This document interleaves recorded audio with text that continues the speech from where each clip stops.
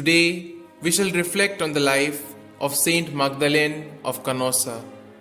St Magdalene of Canossa, foundress of the Canossian family of the Sons and Daughters of Charity, was born at Verona on the 2nd of March 1774. Her father, a wealthy marquis, having died when she was barely 5, and her mother, having remarried soon after, the young girl was brought up by an uncle and given a good education. In 1799, Magdalene started her work for poor girls, and the following year began to provide some of them with accommodation. In the year 1803, she opened her first school and wanted to live there, but returned home in deference to her family's wishes.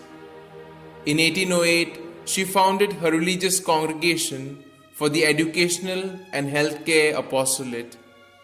At the time of her death, on the 10th of April 1835, there were 5 houses of Canossian sisters.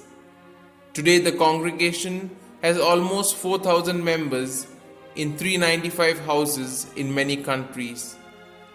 Magdalene was beatified by Pope Pius XII on the 7th of December 1941, and the miracle required for canonization was officially recognized on the 11th of December 1987. She was canonized by Pope John Paul II on the 2nd of October 1988.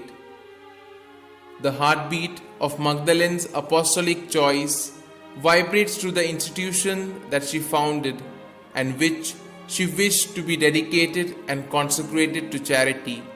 She lived during the Napoleonic times of revolutions, invasions, and restorations, which left a trail of evil behind them. She wished to provide for all these.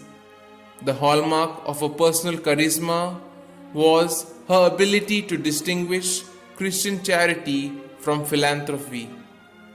The cultural changes of today have brought in their own wake crops of evils.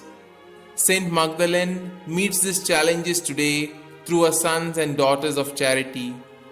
With her as their model of being all things to all men, the Canossians run schools for all age groups, as well as special schools for the blind, the handicapped, and the slow learners, for those of the silent world, as well as training centers for nurses and daycare schools for others.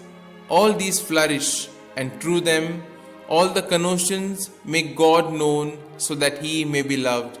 In the villages, they worked for the social upliftment through informal education and Mahila Mandals, dispensaries, mother-child projects, preventive health care, and leper clinics.